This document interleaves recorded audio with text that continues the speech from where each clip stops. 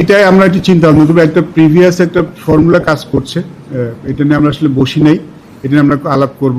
Because আগে প্রথম দিকে যখন আমরা শুরু করেছিলাম তখন তো ছিল যে একটা ম্যাচ বেসিসে করতো, কে কত ম্যাচ খেলতো তার বেসিসে কন্ট্রাক্টটা দেওয়া হতো। তারপরে আমরা একটা সে পারফরমেন্সে গেলাম যে অ্যাটলিস্ট মিনিমাম পারফরমেন্স থাকতে হবে কন্ট্রাক্টে যাওয়ার জন্য। এর বাইরে কিছু করা যায় কিনা, এখন যেমন মনে একটা কন্ট্রাক্ট সিস্টেম আছে, যেখানে পয়েন্ট সিস্টেম আছে, যারা 100 করলে একটা পয়েন্ট, 5 উইকেট করলে point, which is also not bad, সেটা আছে এনসিএল এ। বাট অবভিয়াসলি এবার যেমন সংখ্যাটা মানে বাড়িয়েছে, আগে যেটা ছিল আমি যখন জানি সংখ্যাটা 105-এ গিয়েছে। বাট এটা একটা সিস্টেম আসলে ভালো, মানে কন্ট্রাক্টটা যেন লুক্রেটিভ কিছু হয়, যেহেতু সেটা হলে মানে সবার জন্য ভালো হয়। আমরা সেটা নিয়ে আসলে আলাপ করিনি, সেটা আমরা আলাপ করবো।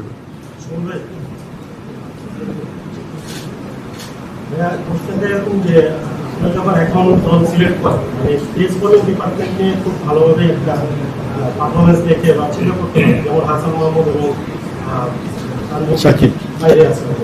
তো ব্যাটিং এ আসলে এই অপশনসটা আপনাদের অনেকটা সেরকম থাকে না। আবার বলছেন যে সুযোগ দেওয়া হবে, পারফরমেন্সও অনেক সময় আপনাদের দেওয়া হয় না। এইটা কি নির্বাচন হিসেবে আপনাদের ব্যাটিং ডিপার্টমেন্টটা চুজ করার ক্ষেত্রে অনেক সময় চ্যালেঞ্জ হয়ে যায়? ঠিক চ্যালেঞ্জ না, আমরা আসলে দেখুন যেটা বললাম যে আমরা চাই কাউকে ভালো কাউকে দিয়ে ভালো কাউকে রিপ্লেস করতে, মানে যে রোটেশন করার কথা আসছে, আমরা এটাও চাই না যে রোটেশন করার জন্য কেউ ভালো না তাকে দিয়ে রোটেশন করে, এরকম কোনো প্ল্যান নেই। বাট এই জায়গাতে আমি যেটা বলছি কাজ করা আছে, আমার মিডল অর্ডারে কাজ করা আছে, আমাদের ওপেনিংটা অনেকদিন ধরে আমি বলি আনসেটেলই, কারণ এই একটা যে কোনো ভালো টিমের দেখবেন যে ওপেনিংটা সবসময় সেটেল থাকে, মানে জানে একটা পার্টনারশিপ, ওপেনিং এর পার্টনারশিপের ব্যাপার থাকে, ওই পার্টনারশিপটা হওয়াটা কিন্তু খুব ইম্পর্টেন্ট। তো কিছু জায়গা আছে যেখানে আমরা ডেফিনেটলি চিন্তা ভাবনা করছি, এখানে আমরা কাজ করব। বাট একটা কথা বারবার বলছি যে আমি কাজ করব বাই নট স্যাক্রিফাইসিং মানে বাংলাদেশের বেস্ট 11 বাদ দিয়ে। আমার কাছে টপ রেটিং সেটাই, তারপরে যে সুযোগটা থাকবে সেটা আমরা করবো।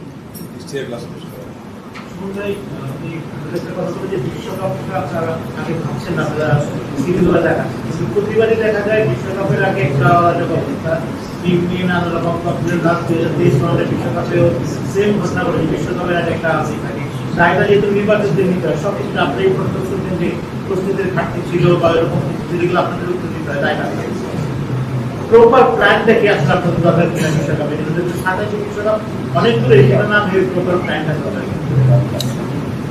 প্রস্তুতির ঘাটতি হবে বলে আমার মনে হয় না, কারণ আমার মনে হয় যে বিশ্বকাপের আগে আমাদের বেশ কিছু সিরিজ আছে, আমরা অনেকগুলি সিরিজ খেলবো, তো সেখানে প্রস্তুতি যথেষ্ট সুযোগ পাবো আমরা।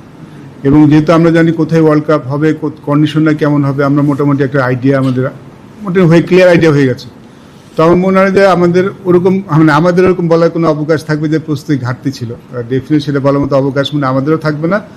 আর আশা করব যে যেটা আমরা এক কথা বারবার বলছি যে আমরা হয়তো বিশ্বকাপের 4-5 মাসে 6 মাস আগে বলছি ম্যাক্সিমাম তার একটা ম্যাচ বেশি সময় নিতে পারি, বাট আমি চাইবো 6 মাসের মধ্যে আমাদের ওয়ার্ল্ড কাপ টিমটা সেটেল করে ফেলতে। তো পরের দিকে যেন আমাদের ইঞ্জুরি হলে আলাদা কথা, বাট আমাদের চিন্তা ভাবনা প্ল্যানিংটা সেটা এর মধ্যে ঠিক সেট হয়ে যাবে, সো দ্যাট ওই ওয়ার্ল্ড কাপের আগে আমাদের যেন ওই সেকেন্ড অপশন দিকে যেতে না হয়। আমরা মানে বাংলাদেশ ইজ ভেরি ফরচুনেট যে আমাদের একটা ডিপার্টমেন্ট নিয়ে কিন্তু রোটেশন করলেও we are not missing much, সেটা হলো পেস বোলিং ডিপার্টমেন্ট। আমাদের এই ডিপার্টমেন্টটা বেশ সমৃদ্ধ। আমি আসছি কথাটায়, সো এই জায়গাটা আমরা খুব ফরচুনেট যে এইখানটায় আমরা আসলে চেঞ্জ করলেও we are not missing much. আমার মনে হয় বাইরে যারা বসেছেন তারা অ্যাজ গুড অ্যাজ যারা ভিতরে আছেন তাদের মধ্যে আর কি। এইখানটা আমার খুব চিন্তা নেই, এখানে বরং আমাদের ইঞ্জুরি ম্যানেজমেন্টের কিছু ব্যাপার থাকবে, এখানে আমরা রোটেশন করে অবশ্যই খেলাবো, কারণ এখানে সবাইকে ফিট থাকবে, বেস্ট ফাস্ট বোলারদের একটা ফিটনেস ইঞ্জুরি ওয়ার্কলোডের ব্যাপার থেকে ইঞ্জুরি কনসার্ন থাকে, তো সেটা আমরা করবো, সেটা করলে আমাদের কোনো চিন্তা নেই। বাট আমাদের যেটা বেশি কনসার্ন, আপনার কথা বলছি যে আমাদের top order batting, middle order batting, সেখানে আমাদের কনসার্ন আছে, তো সেখানে আমাদের সেল করাটা খুব দরকার। সেখানে ঠিক রোটেশন না, সেখানে আমরা কাউকে তৈরি করার জন্য ডেফিনেটলি আমরা চেষ্টা করবো, সেটা আমরা চেষ্টা করবো, বিকজ ওই জায়গাটায় মনে হয় আমাদের কাজ করা আছে। বিকজ ওই জায়গাটায় রোটেশন ডাজন্ট মিন যে আমি রোটেশন করার জন্য করবো, আমি রোটেশন করবো যে ওইখানে যারা বেস্ট পসিবল রিপ্লেসমেন্ট তাদেরকে যদি সুযোগ থাকে ডেফিনেটলি আমরা সেই চেষ্টা করবো।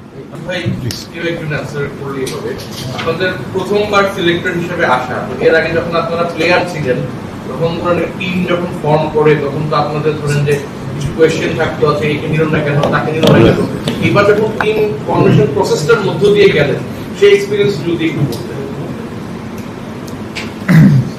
না, আগে আমরা যখন টিম হলে আমরা দেখতাম যে অনেকে বাদ করতো বা অনেকে ইন করতো। তো আমাদের সবসময় এক্সপেকটেশন যেটা থাকতো, বাদশা ভাই যেটা বললো যে আমাদের একটা এক্সপ্লেনেশন থাকে, নিজেদের একটা চিন্তা ভাবনা থাকে। তো আমার এই জিনিসটা এখন আমার মনে হয় যে আমাদের যে প্যানেল আছে, আমাদের এই প্যানেলের আমরা যে জিনিসগুলো আমাদের মনে হয়েছিল যে আগে আমাদের এই জিনিসগুলো চেঞ্জেস হওয়া উচিত বা প্লেয়ারদের জানা উচিত, সেই জিনিসগুলো আমরা এখন চেঞ্জ করতে পেরেছি এবং সেই জিনিসগুলো আমরা করতে পারছি। তো আমরা এই জিনিসটা খুব ভালো একটা সাইন। নাদিম ভাই এক্সপেরিয়েন্সটা সিলেক্টর মিটিং না, সেটাই যে নাইম যেটা বললো যে আগে যেটা হয়েছে আমরা যে জিনিসগুলো ফিল করেছি, যদি কারোর সাথে ইনজাস্টিস হয়ে থাকে সেই জিনিসগুলো যাতে না হয়, একটা প্লেয়ার অনেক সহজে ঢুকে গেল আবার সহজে বেরোয় গেল, এরকম যাতে না হয় এই জিনিসগুলো আমরা খুব ভালো মতো খেয়াল রাখবো। একটা প্লেয়ার ঢোকার জন্য তার যথেষ্ট হার্ডওয়ার্ক করেই ঢুকতে হবে, পারফর্ম গুড এনাফ পারফর্ম করে ঢুকতে হবে, আবার যেন ঢুকলাম একদিন ম্যাচ করে বাদ হয়ে গেলাম এরকম বিষয়টা না হয়।